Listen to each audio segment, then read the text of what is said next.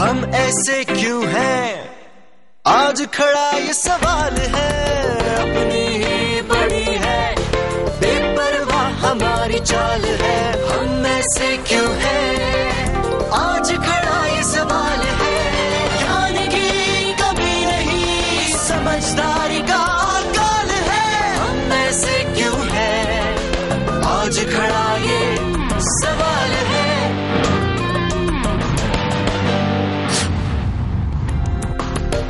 स्वागत है आपका आपके इस शो में हम ऐसे क्यों हैं। इस शो में हम चर्चा करते हैं सामाजिक जिम्मेवारी की, सोशल विजडम की। पाखंड रहित चर्चा उन सूक्ष्म बिंदुओं पर जो हमारे विकास में, सामाजिक विकास में बाधा बनते हैं। ऐसी एक चर्चा आज हम फिर करेंगे और अपनी हिपोक्रेसी के पीछे झांकने का एक प्रयास और रखेंगे आपके सामने। कबीर का एक दोहा है, ऐसी वाणी बोलिए मन का आपा खोए, औरन को शीतल करे आप ही शीतल होए।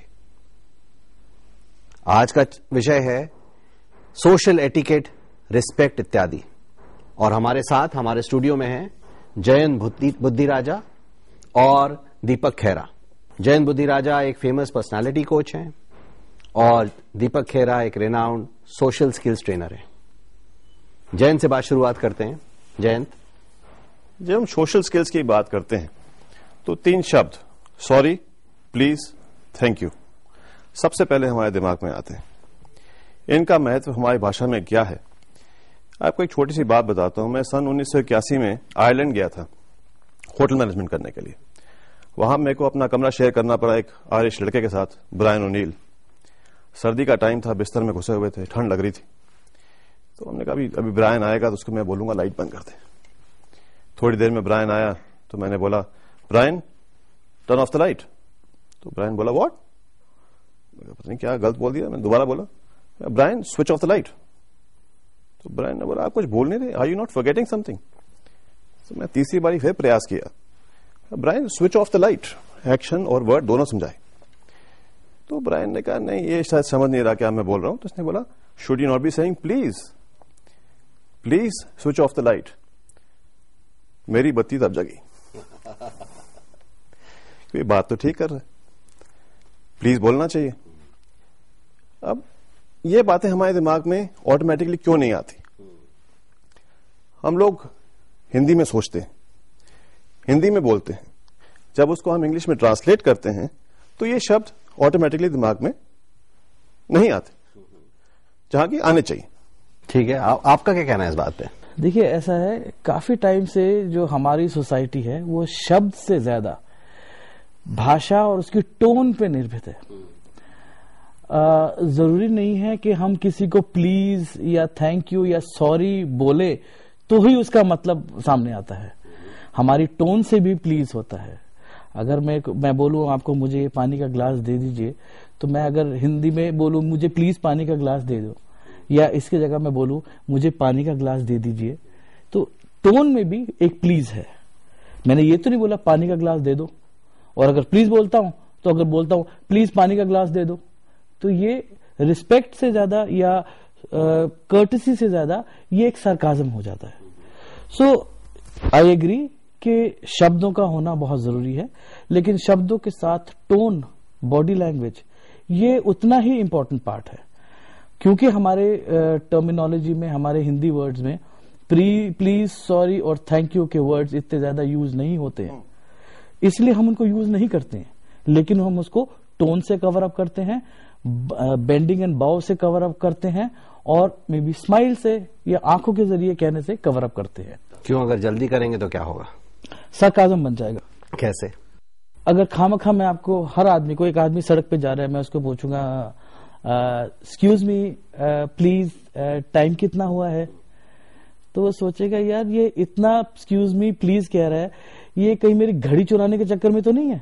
ये देखना चाहता है कि जब मैं इसको टाइम बताऊं तो मेरी घड़ी कौन सी क्वालिटी की है और आगे जाके इसके 4 आदमी खड़े हों। वही चीज मैं उस आदमी को बोलूं टाइम कितना हुआ है, इसमें मैं ना प्लीज बोला ना एक्सक्यूज मी बोला, लेकिन टोन में नम्रता थी, वो मेरे को टाइम बता देगा।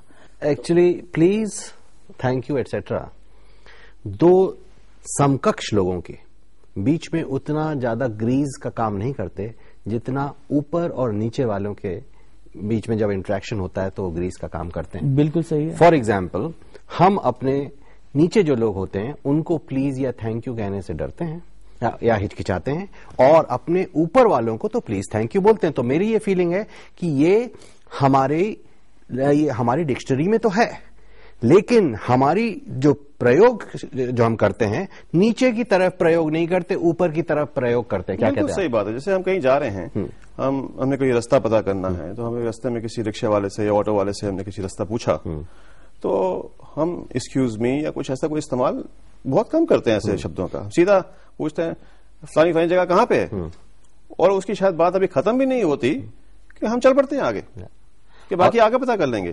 उसकी बात खत्म नहीं होती, अगर वो एक्सप्रेशन उसका उतना ठीक नहीं होता, लैंग्वेज उतनी एक्यूरेट नहीं होती, तो हम आगे चढ़ पड़ते हैं बगैर थैंक यू बोले। और हमने उसको रोका था, वो अपनी रिक्शा पे जा रहा था, ठीक है, हमने उसको रोका और वो रुक गया बेचारा, वो क्योंकि हमारी गाड़ी बड़ी है वो देख के रुक जाता है। और ये तो तब है जब उसने रास्ता बता दिया, और रास्ता नहीं बताता तो एक्सप्रेशन कुछ और ही होता है। हाँ, फिर और एक्सप्रेशन होता कि तुम्हें इतना भी नहीं मालूम, एक दो गाली और डाल देते इसको बाद में यहाँ रहते हो और यहाँ का नहीं पता है। यहाँ का नहीं पता। सो आप ये कह रहे हैं कि हाँ, क्या कहते हैं हम, जैसे जिस इंसान से हम डरते नहीं है ना, उसके साथ ये शब्द इस्तेमाल नहीं करते, क्योंकि हमें ये लगता है कि अगर हमारी सोसाइटी में हमने अपने आप को काफी सीनियर और जूनियर लेवल पे बांट दिया है। ये सोसाइटी ऐसी बंटी आई है, और नॉर्मली हम अगले आदमी को देखकर थोड़ा ये अंदाजा लगा लेते हैं कि ये हमसे सीनियर होगा या जूनियर होगा। पहली बार भी किसको मिल रहे हैं तो पहली बार हम सबको कहते हैं कि चलो ऐसा है, सीनियर तो नहीं है, भांपते हैं क्या है। तो हम एक वार्तालाप शुरू करते हैं। अगर आपकी तरफ से भी एग्रेशन आता है तो हमारे शब्द में प्लीज, थैंक यू, सॉरी लग जाता है। मतलब डिक्शनरी में है, डिक्शन में नहीं है। बिल्कुल सही कह रहे हो, हमारी डिक्शन में नहीं है। हम जो भाषा यूज करते हैं एक लेवल पे डिक्शन में है। जब हम किसी ब्यूरोक्रेट से इंटरेक्ट करते हैं या पुलिस वाले से इंटरेक्ट करते हैं तो प्लीज, थैंक यू सब आ जाता है, बिल्कुल। लेकिन जब हम समकक्ष अपने से नीचे वालों से बात करते हैं तो हम वो नहीं लाते। हम में एक ईगो है, हम सोचते हैं कि अगर हम अपने नीचे वाले से, जूनियर से प्लीज लगाएं, सॉरी लगाएं तो हम छोटे हो जाएंगे। इसके अलावा एक और चीज भी है, हमें लगता है कि ये बिगड़ जाएगा। हमें लगता है कि हम इसको सैलरी दे रहे हैं, ये काम कर रहा है, इसको साथ में थैंक यू बोलने लगेंगे तो ये सोचेगा कि काम करने के लिए मेरे जो मालिक हैं ये मेरी तरफ कृतज्ञ हैं, ग्रैटिट्यूड से भर गए हैं, तो शायद मैं कुछ ज्यादा ही काम कर रहा हूंगा। ऐसा मुझे भी लगता था जब मैंने ये प्रयोग किया।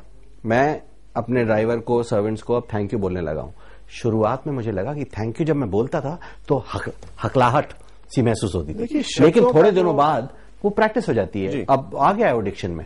शब्दों का जो प्रयोग है ना, वो शब्द का प्रयोग किए बगैर नहीं होता।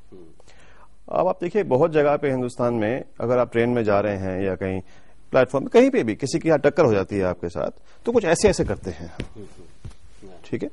वो बॉडी लैंग्वेज, जैसे आप कह रहे हैं, बॉडी लैंग्वेज तो हो गई, पर आप यही चीज समझिए, आप बाहर जा रहे हैं कहीं पे और आपकी टक्कर हो गई, आप यूं करेंगे तो उसको नहीं समझ में आती है आप क्या बोल रहे हैं, ठीक है ना।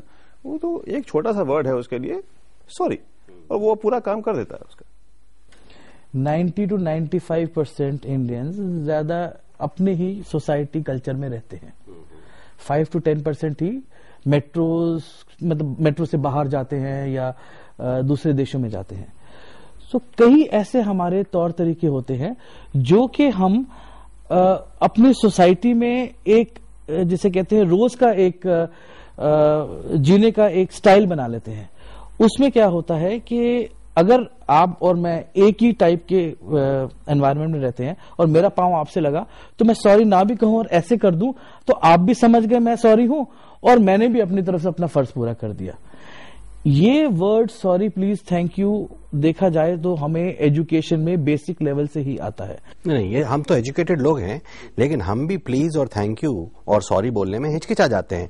फॉर एग्जाम्पल, अगर मैं अपने किसी जूनियर के साथ कुछ गलत कर देता हूं तो उससे सॉरी बोलने से पहले मैं हिचकिचाता हूं। क्यों? मैं सोचता हूं कि हमारा जो इक्वेशन है, मैं यहां पर हूं, वो यहां है, जब मैं सॉरी बोलूंगा तो ये ऐसे इक्वेशन हो जाएगी। आपका ईगो का बबल बहुत बड़ा है, डर लगता है कहीं फट ना जाए, डर लगता है फट ना जाए, और साथ में ये लगता है कि ये बिगड़ ना जाए, कि अभी तो सब बातें मानता है, लेकिन फिर मैंने ये भी एक्सपेरिमेंट किया, कुछ गलती होती है, मैं सॉरी बोलता हूं, और मुझे महसूस हुआ कि ये मेरे दिमाग में ही एक बाधा थी, एक्चुअल बाधा नहीं है। वो सॉरी जब बोलता हूं तो मैं कुछ एक तरह से फेयरनेस ले आया हूं ऑर्गेनाइजेशन में, और मेरे को और भी अच्छा व्यवहार करना पड़ता है और भी अच्छा काम करना पड़ता है सॉरी बोलने के बाद, जिससे वापस मेरी इक्वेशन थोड़ी सी बेटर हो जाए जूनियर्स के।